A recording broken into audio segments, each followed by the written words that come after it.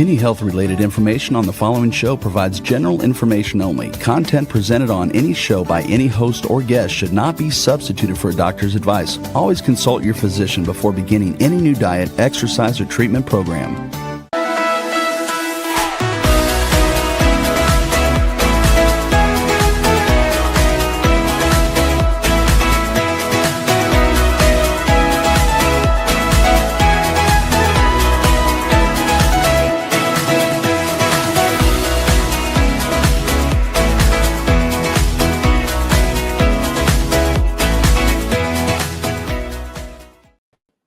Hello, everyone, and welcome to 5 to Thrive Live. I'm Karolyn Gazella, and I'm here with my co-host and good friend, Dr. Lise Alschuler. Hello, Lise. How are you? Hello, Karolyn. I'm good. How are you? I'm pretty good, pretty good. I'm excited about our topic. Me too. Yeah. Today we're going to be talking about creating our Thrive Tribe. And I love that we're talking about this because honestly, I feel like given the pace of change in the world today and just the disorientation that occurs from that, there's a lot of alienation and people that are just feeling a little disconnected and lonely, frankly. So this is a really important topic to dive into, to sort of help people, give people some ideas, some strategies, some motivations to find their peeps. Absolutely, I agree. This is an important one. But first, let me go ahead and thank our sponsors because we love our sponsors very much. Beginning with Cetria, a patented form of glutathione clinically proven to raise blood glutathione levels. Glutathione is the master antioxidant and the body's primary defense against free radicals. It also helps support respiratory health. For more information, visit cetriaglutathione.com. Also, ProThrivers Wellness Brain. It's a product specifically for thrivers that contains cognizin for memory, focus, and attention, as well as other brain-supporting nutrients and herbs. You can find ProThrivers Wellness Brain online at pureformulas.com. There's also ProThrivers Wellness Sleep, which combines higher dose melatonin and other sleep-supporting natural ingredients specifically designed for thrivers. You can find ProThrivers Wellness Sleep also at pureformulas.com. And Dr. Ohhira's Probiotics. It's a best-selling probiotic for more than 30 years, and it contains 12 probiotic strains that are shelf-stable, so no refrigeration is required because of a unique 3-year fermentation process. It's a very effective probiotic. Learn more at drohhirasprobiotics.com. Okay, Lise, let's start with the science because that's what you and I like to do. Let's talk about the health effects of loneliness and why it's so important to have a Thrive Tribe. What does the science tell us about loneliness and how it can impact our health? Yeah, so the research is actually quite clear on this topic, and there's a very clear association between social isolation, loneliness, and an increased risk of many health conditions that are pretty serious: heart disease, stroke, diabetes, depression, anxiety, even dementia. And actually, it's even connected with dying prematurely. In fact, there was a study that came out last year, just in 2025, from a very large, it's called a cohort study. So they followed adults in the UK over 236,000, there we go, adults. And what they found was, after following them for a number of years, is that isolation and loneliness are associated with increasing the risk of all those conditions, but also associated with about a 30% increased risk of dying prematurely after the onset of those health conditions. So in other words, if you're diagnosed with heart disease and you're lonely, your risk of dying from that heart disease is increased by about 30%. And, this is really very critical because this is very recent research, and it tells us that social isolation and loneliness are actually linked to our physical health. And this is done in a very large, very well-designed population study. So that's one piece of data we have for sure. Yeah, and it kind of freaks me out because when you think about it, it's such a significant impact. But that's why we're going to be talking about it because I think it's really important. And here's the irony, if you want to call it. if you're feeling lonely, you're not alone. Unfortunately, according to the CDC, 1 in 3 Americans report that they feel lonely, and 1 in 4 feel they have little to no social support. In 2025, the World Health Organization estimated that loneliness was linked to about 100 deaths every hour. So this is really serious stuff. Friendships are so important, and our Thrive Tribe is so important. And Lise, you and I did an entire show on Mel Robbins' book, The Let Them Theory. So I'm going to refer to her because she says there are 3 things that dictate friendship. Now, I wouldn't use the word dictate. I think that's a little too Hmm. strong. I think that there are 3 things that influence friendships in our Thrive Tribe, and I'm going to add a 4th. So she says proximity. This is where I differ with her a little bit because you and I are in totally different states, and we still are close friends. Some of Hmm. my closest friends don't live in my state, so I Hmm. would disagree a little bit with that one, but I understand it. Timing is her second one. Energy is her third one. And I think I'm going to add an even more important one. The 4th one I'm adding is effort. What Hmm. what kind of effort are we going to make, or are we able to make, to create our Thrive Tribe? And we're going to talk about that in a lot more detail about strategies and things that we can do. But now that we've discussed loneliness, let's discuss the opposite. Let's talk a little bit about connection, which may be a more positive thing to focus on. And the science about connection is pretty clear. Feeling connected can positively impact mental, emotional, and physical health. So it's just the opposite of what loneliness is doing. Connection is the opposite. It's the treatment per se to loneliness is connection. So Lise, why do you feel connection to others is so important, and why don't you give us a strategy that people can use to start connecting with others or building their Thrive Tribe? Hmm. So I think that connection is important because, well, the obvious thing, right? So you're just interacting with another human being, and you're recognizing or having the experience of being more than just yourself in the world. So there is that on face value. But I think on a deeper level, when we connect with another human being, we are gaining a sense of self in context. And that that's a very deep statement, which means a kind of a lot to a lot of people. For me, when I say that, I mean that we are gaining a sense of where we exist relative to time, to space, to our lineage, to our future, and to the world around us. So it gives us context. It gives us a sense of import and meaning and significance to really everything and anything else that we're doing and feeling. So all of that happens really just with even one conversation or one friendship or just another connection with a human being. So I think it's really important just to help us regain a sense of self. Hmm. And there's so many strategies, and we'll get to some of these, but I guess I want to just start by saying that it's not necessarily easy for some people who feel isolated and lonely, just go out and connect with others.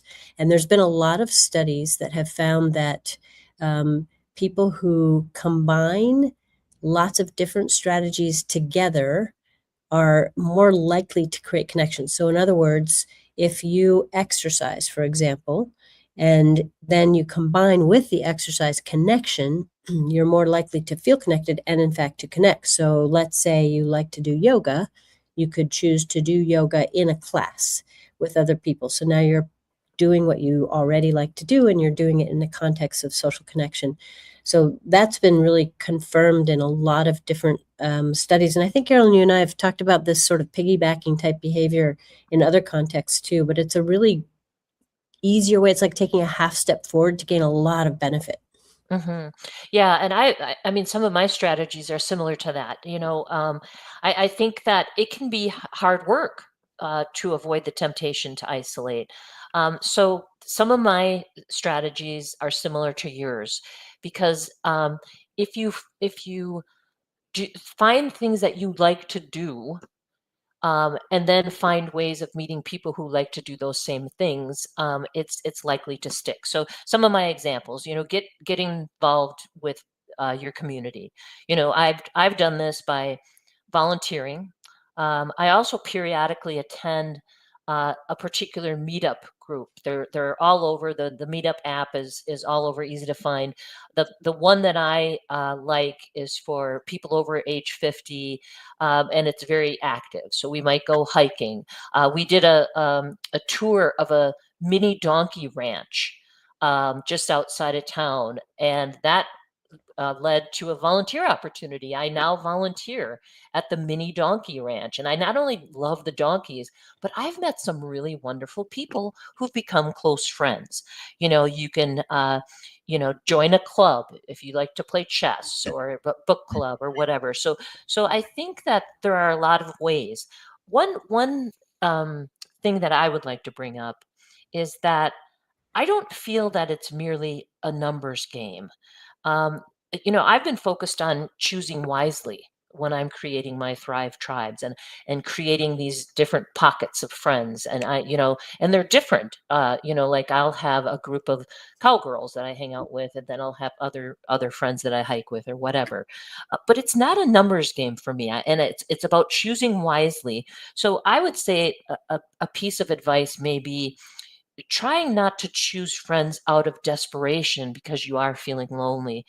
Try to focus on quality versus quantity. I think that is something that I have been focused on, and I think that is a good thing to focus on as well. So try to take the desperation component out of there, like, oh my gosh, I feel so lonely.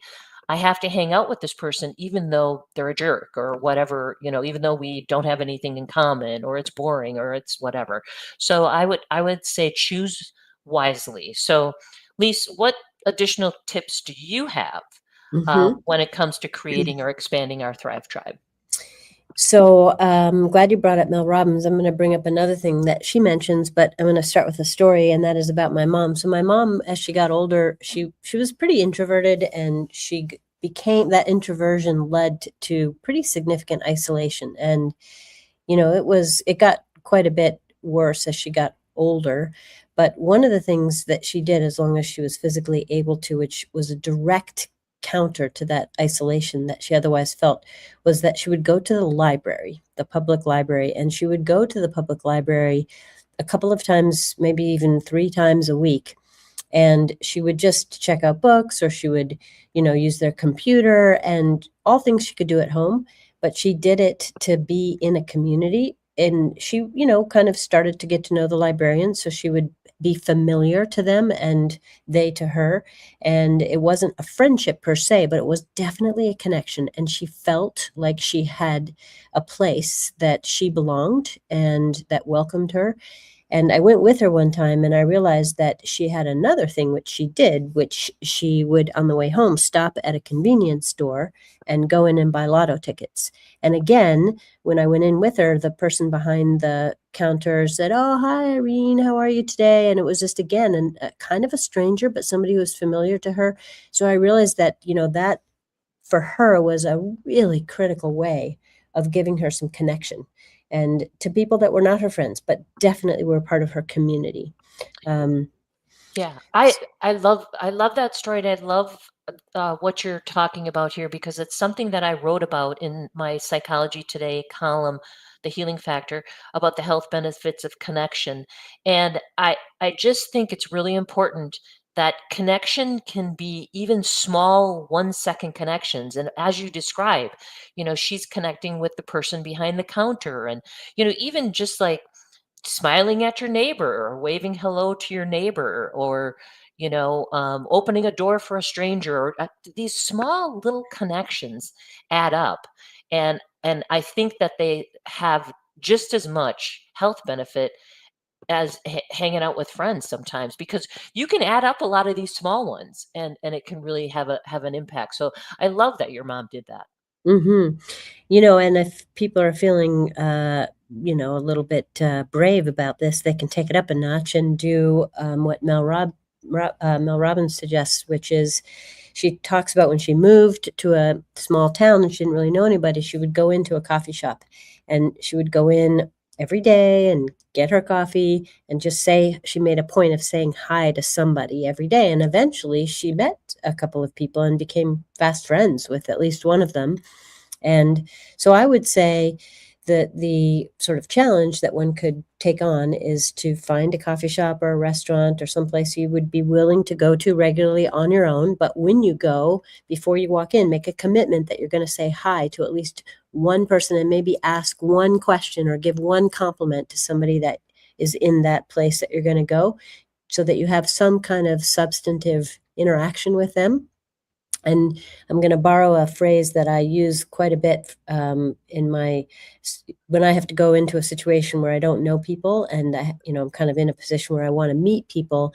I lean in with an attitude that I learned from my sister, a phrase which she calls to go with an attitude of enthusiastic curiosity. And I think in this scenario, you could go into that coffee shop or restaurant or whatever with an attitude of enthusiastic curiosity, and you're just going to say hi, or hey, I love your jacket, or wow, where's your accent from? Something that just connects you to another human being. That may or may not develop into a relationship, but at the very least, you've done something that has given you, again, just a tie to another human. And it really helps our nervous system. It helps our psyche feel like we belong. I would agree with that. I think that's a great suggestion. I remember reading that in Mel's book too. So I would like to switch gears a little bit, if it's okay with you. And we can go back to these strategies about new friends, but do you mind if we talk a little bit about nurturing our existing Thrive tribe? Because one thing that I'm trying to look at too is it goes back to that effort, that I'm making.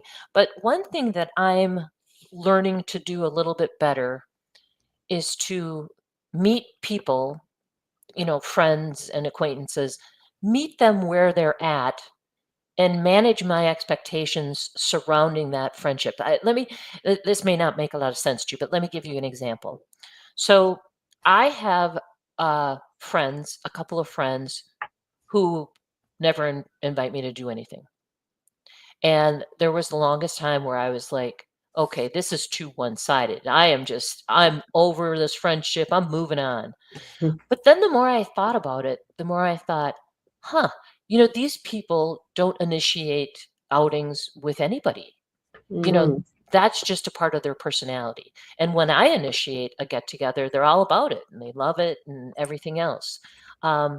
So I think we have different friends who are going to interact with us differently than what we may expect or want. And I am trying to be less quick to, say, oh, well, they're not the kind of friend I want, so I'm going to move on from them. I'm trying to say, okay. And I have other friends. Here's another example. I have other friends who love to touch base. Like, I'll either get a text or a call from them every couple of days, and they're just checking in. How's your week going? How are you doing? And they love that kind of connection, and they love it when I do it, when I reach out to them on a consistent basis. Some of my other friends, we can go weeks and not talk or not, and then when we do finally get together, we pick up right where we left off. So I guess what I'm saying is all of our friends and all of our friend groups are not going to all be the same, and they may not do everything exactly how we want them to do it, but there's a place for them. And I don't know, Lise, does that make sense to you? Yeah, actually, it makes a lot of sense. And I want to pick up on something with another example.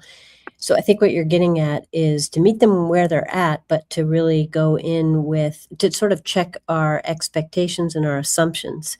So an example from my life is I have a very good friend who we used to be in a habit of just texting each other on our way home from work. So we kind of had a quick exchange every day, and it was really nice. And then I moved to another city about an hour and a half away, and we did that for a while, and then slowly but surely our lives have kind of taken different not turns, but we've gotten involved in different things, and the text started to drop off. And so I interpreted that to mean, oh, I'm not important to this person anymore. Our friendship is sort of maybe dissolving. And then I reached out and I found out that my friend was actually going through a really hard time and was feeling very depressed or kind of isolated herself. And so I made a whole bunch of assumptions that were Mhm. just completely inaccurate. And so it was a good lesson for me to just really not make assumptions. And in that situation, I think what my response, if I want to connect with her, then I reach out and connect. Mhm. Yeah, it's that effort thing, right? Mhm. The other thing I wanted to talk about too is that life changes and life phases um, impact our tribe. Like I have a, people in my life now who are retiring, and these are people, myself included, who have pretty much my friend groups were my coworkers. And the people that I worked with for years and years and years, and now I don't see them. I don't work with them. So that's a change. Moving to another city, um, divorce, and losing friends through divorce is another change. Being an empty nester when your whole life revolved around your kids and your kids were your best friends, that's another change. So the reason I bring this up is because I think it's good to be aware that during certain life changes, your tribe may change, and it may change in a good way. It may change in a really uncomfortable way. But understanding that it may change and being proactive is your best bet when it comes to creating, protecting, or nurturing your Thrive tribe. I don't know. What do you think about that? Yes, absolutely. I think that life changes certainly create changes in one's own interaction and with the world and with other people, and that people's interests change, people's priorities change. So, I think that's very true. It reminds me of another tip I wanted to throw out there, which I think kind of fits in with this in a way. And that is, this takes a bit of courage for some people, but I think it's really good if you are feeling a need for a tribe and you have a friend who has some other friends and they do stuff, to just invite yourself basically, or Hmm. ask to be invited. Just say, hey, can I come with you guys when you next do XYZ? Because it may or may not go anywhere, and you can always preface it by saying, if I'm intruding or if it's something you guys just want to keep to yourself, that's totally fine, I get it, but if there's room, I'd love to join you. That gives you the opportunity to interact with people in a way that you have at least one person in common. And I think for people going through various life changes too, there might be somebody that you could then sort of switch a little bit of your allegiances, if you will, to a group that maybe is more reflective of where you're at. Yeah, I like that. I like that a lot. Um, so, any more tips that you have for our listeners about creating your Thrive tribe? I think just that, I just want to echo that it is difficult for people. I think especially the longer one is alone and the more introverted one gets, the harder it can be to reach out. And I think it's just so important to try to find one way to do one of these things that you and I have mentioned, because if the world is challenging, it's a challenging world to live in. And the more opportunity you have to at least have some ability to feel a connection and your place in this difficult world, the better. Because otherwise, just kind of hacking it out on your own, I think, is really challenging these days. Yeah, I would agree. We need each other. As humans, we're meant to be a part of a herd. And we're meant to be surrounded by. I mean, and that's another thing too. For me too, part of my tribe are my dogs and my animals, and so that they very much are part of you know my world. Mhm. The other thing that I wanted to bring up is that I think we sometimes forget, when it comes to connection, that research shows that both the giver and the receiver gets benefit. So like if I smile at the checkout person and, or I say hi to my neighbor, they're also going to get benefit and I'm going to get benefit. So Mhm. it's a mutual thing that we can share with each other and that we can, give to each other. And I can't emphasize enough, even those small connections add up in a really, really big way. Yeah. So yeah, those small steps. So, and we've been talking about, small steps get big gains for years now, and it works here. It works here when it comes to connection. Yeah, and I just want to say one other thing, which is I think some of our listeners, given the topic of our show, may have lost a loved one and they're feeling, alone, more alone than normal. Because when we're in couple, it gets easy to just rely on the partner to, have your connection in the world. And so if that partner is no longer with you, it can feel very isolating. So I think for those listeners who are in that situation, first of all, totally understand it can be like feeling like climbing the highest mountain in the world to just make any contact with anyone. But I think to your point, Carolyn, even those little things, just having a smile with somebody, just kind of doing a walk that you normally do, nodding to a person over and over, those kind of things will slowly but surely rebuild your sense of place in the world, and so important. Yes, it really is. And thank you for bringing that up because I think it's really, really a big one. And it can be especially hard to cement those relationships when you're grieving. Grieving is challenging just in and of itself. And the last thing you're thinking of is like, oh, geez, now I have to create a new tribe. So I'm really glad that you brought that up. So, okay, I think it's time to thank our sponsors one last time, Lise, unless you have anything else you'd like to add. Well, I want to thank our sponsors too, but I will let you, Carolyn, have the honors. Okay, good. Well, first, Pro Thrivers Wellness Sleep and Brain Formulas, Cetria Glutathione, the superior glutathione that supports liver and immune health, and Dr. O'Hara's award-winning shelf-stable probiotic.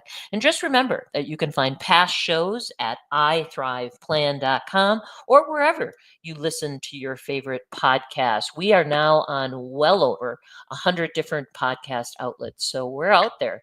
All you have to do is just type in 5 to Thrive Live and you will find us. In fact, you will join. We just learned over 100,000 other people listening to the show. So there's a tribe for you right there. Per month. Per month. Yes. That's right. Well, thanks again to our sponsors. And thank you, listener, for listening. I hope you feel the love that Karolyn and I hold in our hearts for each one of you. And may you experience joy, laughter, and love. It is time to thrive. Have a great night.